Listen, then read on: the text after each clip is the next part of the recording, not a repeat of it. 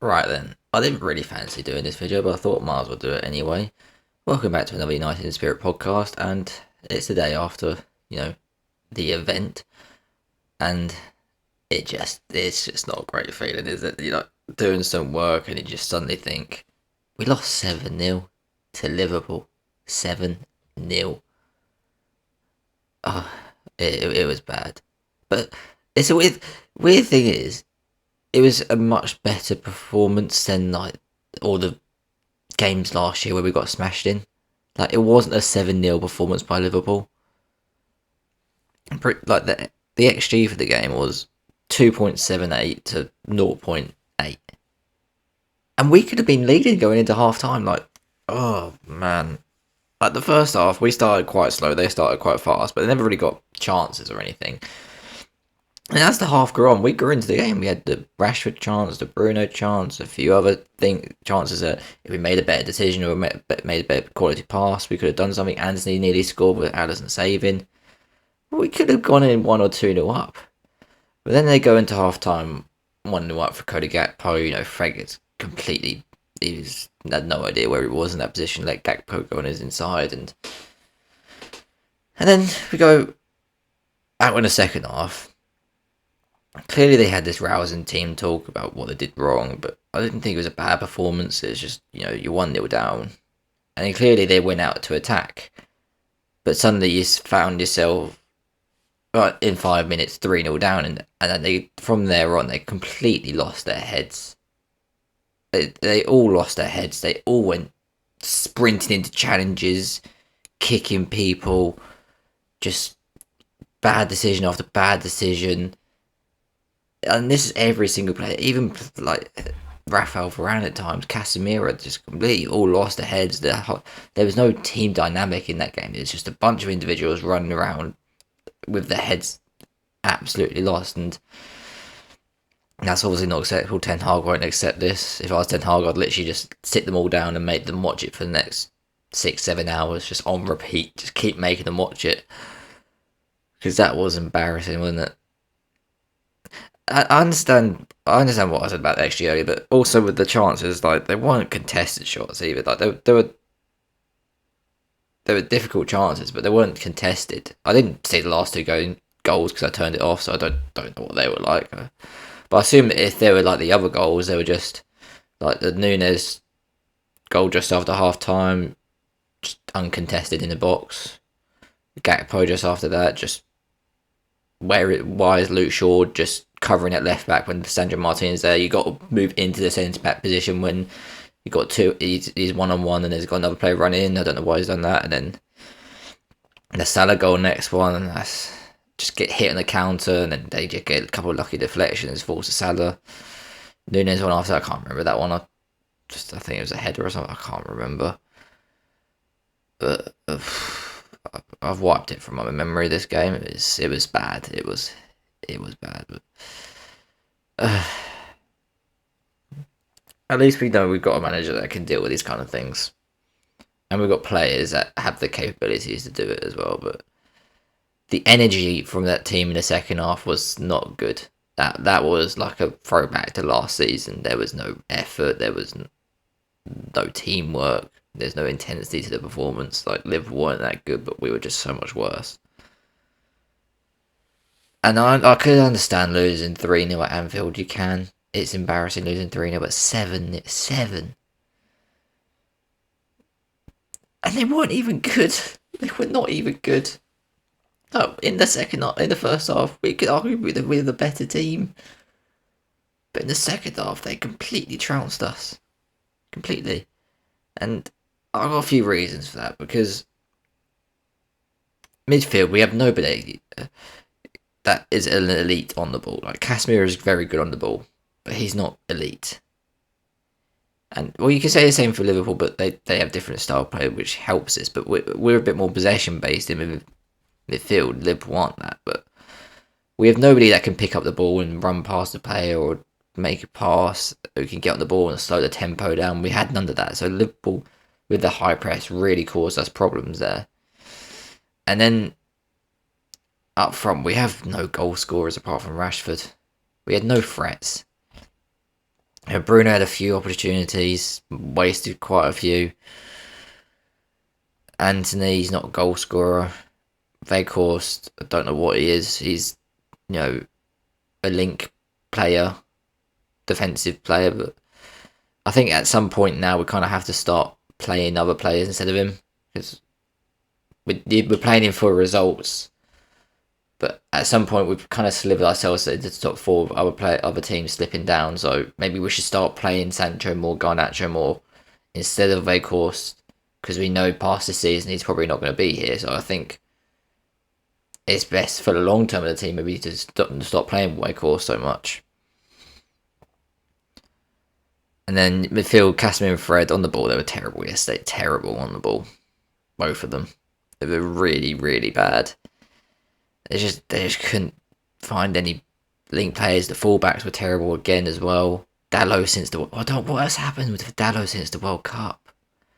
He's been so bad, so bad. Like before the World Cup, you could argue he's one of the best right backs in the league, and now it looks like he's completely lost himself on the ball. He looks a completely different player. I don't know whether that injury really done a number on him, but it looks a lot worse. And Luke Shaw yesterday looked like he was last season. Just in the first half he was decent. In the second half he just completely lost himself, and they just massively took advantage of that. And then playing Bruno on the left hand side, I didn't like that. I wanted Rashford against Trent, Bruno in the middle, Vegas up front. Like why are we not doing that? Why is Rashford not up against Trent? That's what's worked in the past. Like the only times we beat Liverpool in recent memory was apart from even this season, it was up against Trent. 2 seasons ago in the FA Cup, it was Rashford up against Trent. I'm pretty sure. And then under Mourinho, it was Rashford up against Trent. So every time we've beaten Liverpool, it's been exposing Trent defensively, and we didn't do a single thing to do that yesterday. It's not great, is it? I'm not even looking on social media at all. Don't know what's happened on there. It's just not a very fun time, is it? And it just completely kills the momentum of the season, doesn't it? Completely kills it. And the next game, it feels huge now because they have to react. If they don't react, then we could see a spiral this season. And I wasn't expecting us to carry on this form. We have got such a small squad, and with the players we have, it's not like they're the highest quality in the league either. Like Liverpool have better players than us, but we're just playing better than them. But the numbers, and they just have goal scorers. We didn't have that. Gakpo, Nunes, Salah, they all took their chances. We couldn't. We're playing Veghorst as number 10. Just not great, is it? Just not great. David De Gea as well yesterday. Showed its bad sides and all, and the distribution was terrible. This is why I want a new goalkeeper. He's just not good, is he? He's just not very good. They had 8 shots on target, 7 goals, and it wasn't at fault for them, but some of them. But you got to command your defense better than that.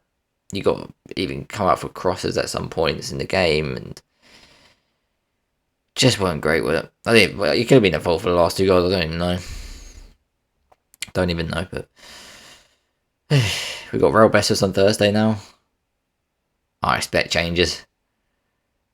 I expect Lindelof to start instead of Varane probably. I expect Malacia and Wan-Bissaka to come in. I expect Sabitzer to come out. I expect Sancho and Garnacho to come in. It's at home as well. We should be beating Real Betis at home. They've lost Nabil Fekir. Oh, what a bad result that is. 7. This is what I keep sometimes thinking to it. 7. It was like 7-4. What a game. We lost. 7-0. Oh my god. It reminded me of that 6-1 against City, to be honest, because in that game we were 3-1 down and we just went all out attack and lost our heads, and they just scored goals, and they had like 6 shots on target as well that game, so it's kind of similar. And yeah, we just lost our heads, and then they just kept coming.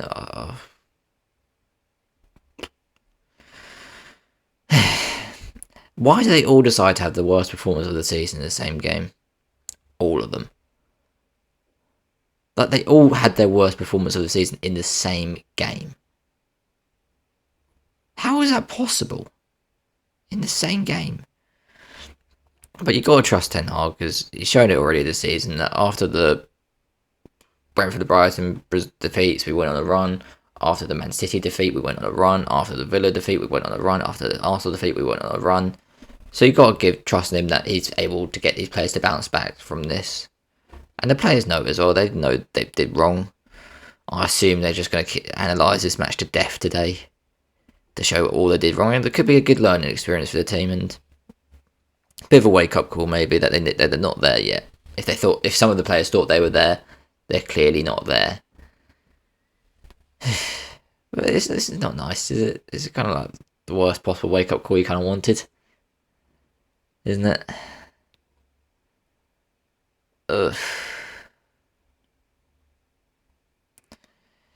We need Martial back, and we just can't keep playing Weghorst, can we?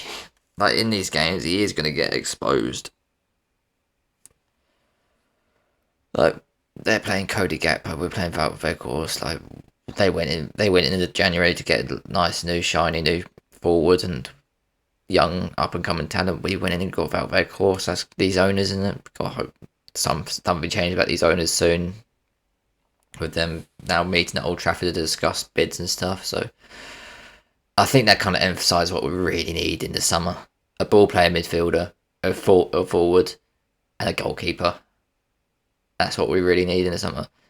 And hopefully with new owners, we can get the best in each position. We can go and get Victor Osimhen or Harry Kane up front. We can go and get, if it's Frankie de Jong, but if not, another midfielder in there.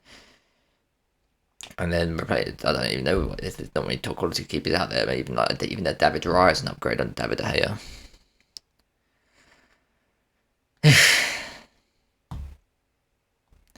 It's even like they're tracking back on some of the goals yesterday that I saw.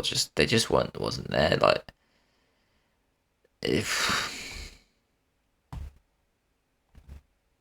7-0, 7-0. 7. The aggregate score of us versus Liverpool the past 2 seasons. What is it? I can't even. It's too much to count. It was 9-0 together last season. So that's 17-2 in 2 seasons. 17-2 in 2 seasons. I thought our batterings were over, to be honest. I really did. I really thought our batterings were over. It could be fatigue. It could be. They could just be mentally, physically fatigued, but I don't really want to use that excuse because Liverpool also played on Wednesday. They've had injuries. It was actually one of our longest rests, wasn't it? Because usually we play Thursday to Sunday, so Wednesday to Sunday, bit of a rest there. Gotta be rotation on Thursday in Europa League. Gotta get maybe even rest Casemiro, maybe. I think Rashford has to start. I don't even know. I think Rashford and Casemiro weren't even starting on Wednesday. It just kills the momentum, doesn't it? It really does. It really does. But after Betis game, we've got Southampton at home, which we got to be. If we don't win against Southampton at home,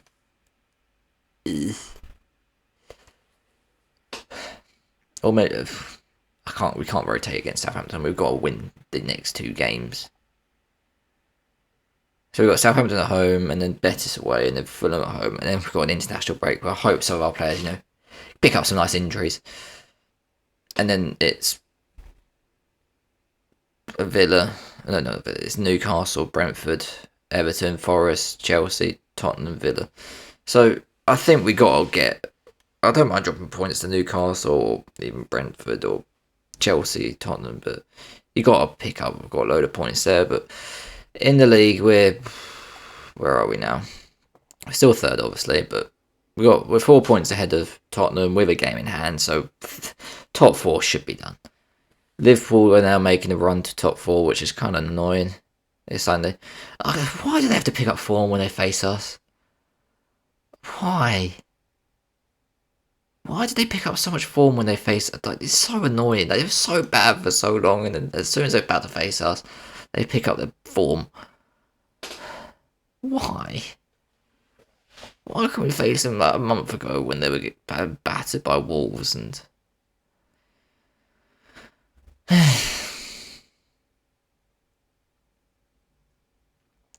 Are they convenient? I bet they're going to go to Brownbridge and beat them 4-0 or something now. It just kills momentum this season, doesn't it? But top four, I love how the media, because like United fans didn't talk about the quadruple at all. We didn't say anything about a quadruple. It was the media saying, "Oh, can United win the quadruple? Are they going to win the quadruple?" Well, every United fan was like, "No, like, no, we're not going to do that. No one's talking about that." Like, why were they talking about a quadruple? I know I wasn't. I know a load of United fans were not talking about quadruple at all. We're just like, well, we're just here, aren't we? Just like, we won a cup and that's it. We won a bloody Carabao Cup. We're not going to win a quadruple, are we? I never believed we were going to win the league anyway, so that doesn't really matter. But killed our goal difference though as well, back down to 6. Kind of got a bit of a goal difference there as well. We were up to what, 13.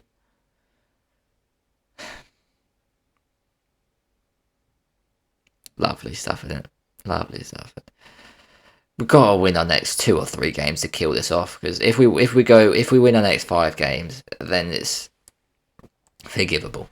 I think if we go into the international break with 4 wins on the bounce, or 3 wins and a draw in one of the bettest games, but we got to beat Southampton and we got to go through against Betis and Fulham, and then we can go into the international break with a bit more confidence on our hands.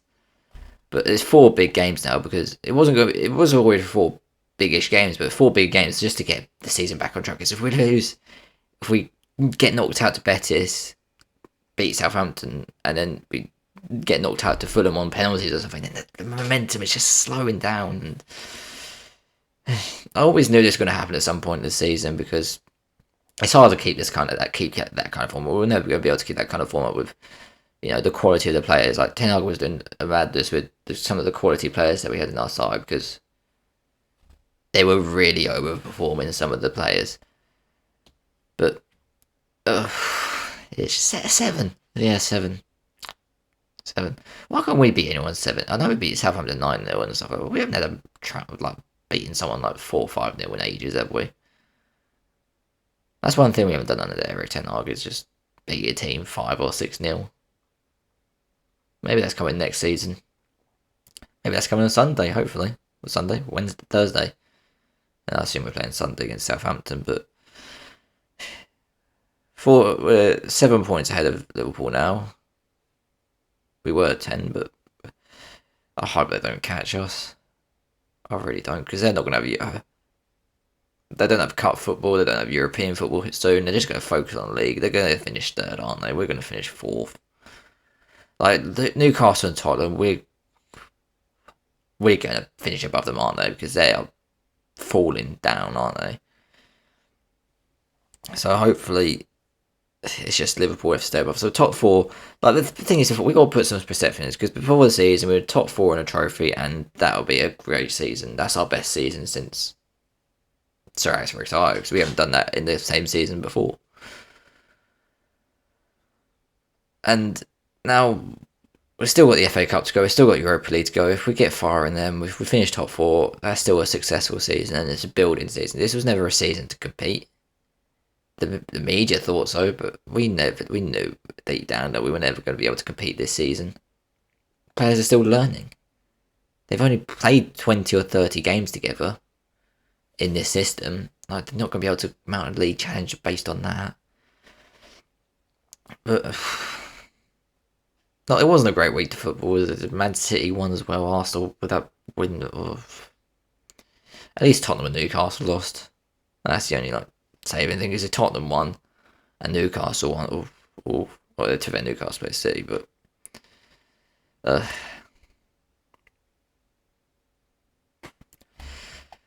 We got to beat Betis now, because if we don't beat Betis at home, if our home form goes away, oh my. How did Betis do on the weekend? Hopefully they didn't defeat too well. Hopefully they don't pick up form, but let's see what form Betis are in. So on the weekend, Betis drew Real Madrid.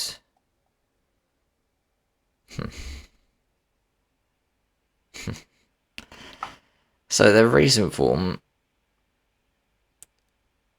is not great, but not bad. They drew Bilbao, beat random team, beat Vallecano, lost to Barcelona on penalties, lost to Osasuna on penalties, lost to Espanyol, beat Getafe, lost to Barcelona, lost to Celta Vigo, beat Almeria, beat Valladolid, beat Elche, and then drew to Real Madrid. Real Madrid probably should have won, but yeah. Got Iote Paris in there, but yeah, that midfielder winning Cavaro and Guido Rodriguez as a defensive pair in there, so it's gonna be hard to break that down. They're just like every other Spanish team. They're just gonna sit in that low mid block, play a bit of possession football at times, and just be horrible to play against.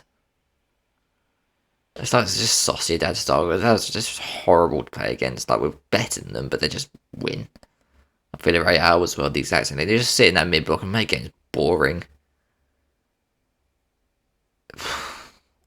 I hope we just smash them in the first leg.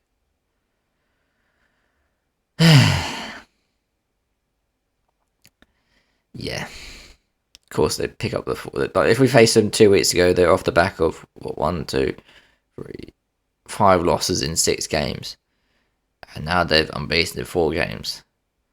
But you know, they faced Almeria, who are not very good, and they conceded a load of chances to them. So against Elche, they were 2-0 down, and they only got back into it because of a red card. Ugh. Hopefully we can do him over. I'd love to be able to just do him over. If we get him out of the way in the first leg, maybe, but well, Petzela and Luis Felipe is a decent centre-back pairing in defence as well. Sergio Canales is a good player. You know, Iglesias up front, he's a decent player on his day as well. Juan Morada's decent. They got some good players. Claudio Bravo as well in goal. And Pellegrini's manager, he's not a good manager. Like, he's so bad. Like, look, how did he win a league title at Man City? Look what he did at West Ham.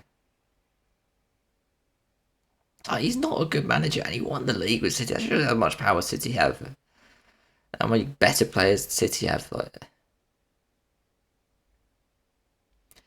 7-0. Yeah, 7.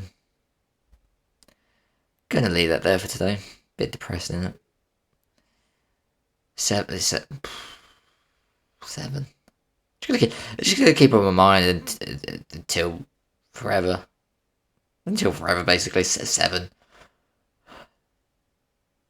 Thanks for watching. Like and subscribe. See you later. Bye.